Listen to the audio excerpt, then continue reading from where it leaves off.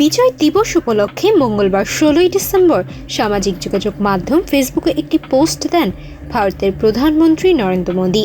ওই পোস্টে তিনি ১৯৭১ সালের ১৬ই ডিসেম্বরে ভারতের বিজয় দিবস হিসেবে উল্লেখ করলেও সেখানে একবারও বাংলাদেশের নাম উল্লেখ না করায় বিষয়টি নিয়ে আলোচনা ও সমালোচনার সৃষ্টি হয়েছে। ১৯৭১ সালের ১৬ই ডিসেম্বর ৯ মাসের রক্তক্ষয়ী যুদ্ধের মাধ্যমে পাকিস্তান হানাদার বাহিনীর বিরুদ্ধে চূড়ান্ত বিজয় অর্জন করে বাংলাদেশ।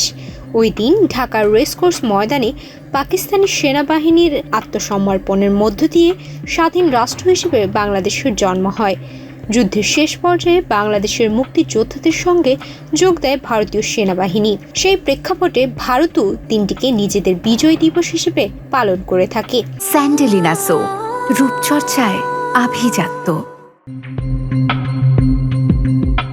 তবে ঐতিহাসিকভাবে এই দিনের মূল বিজয় ছিল বাংলাদেশের, কারণ এই দিনেই বাঙালি জাতি অর্জন করে বহু কাঙ্ক্ষিত স্বাধীনতা এবং বিশ্ব মানচিত্রে আত্মপ্রকাশ করে স্বাধীন ও সার্বভৌম রাষ্ট্র বাংলাদেশ।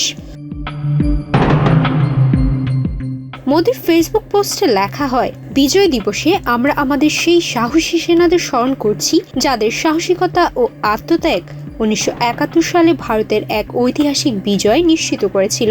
তাদের দৃঢ় মনোবল ও নিঃস্বার্থ সেবা আমাদের দেশকে রক্ষা করেছে এবং আমাদের ইতিহাসে একটি গৌরবান্বিত মুহূর্ত খোদাই করেছে। এই দিনটি তাদের সাহসকে সম্মান জানায় এবং তাদের অসাধারণ মনোবলকে স্মরণ করিয়ে দেয়। ভারতের বহু প্রজন্ম তাদের বীরত্ব থেকে অনুপ্রেরণা পেয়ে আসছে। তবে পুরো পোস্টে বাংলাদেশের নাম অনুপস্থিত ছিল।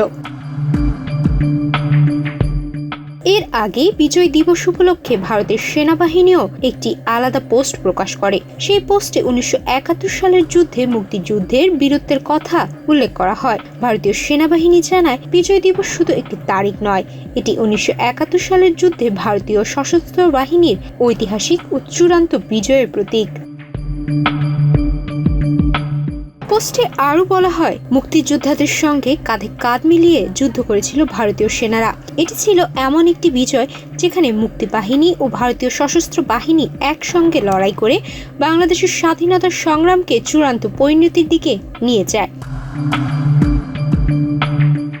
ভারতীয় সেনাবাহিনীর পক্ষ থেকে আরও উল্লেখ করা হয়, এই যুদ্ধ দক্ষিণ এশিয়ার মানচিত্রকে নতুনভাবে অঙ্কন করেছে এবং একটি নতুন রাষ্ট্র বাংলাদেশের জন্ম দিয়েছে।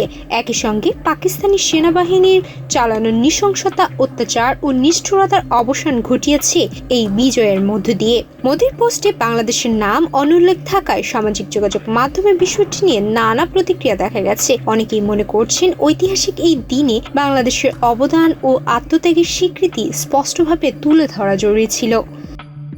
সুমাইয়া মিতু, বাংলাদেশ প্রতিদিন।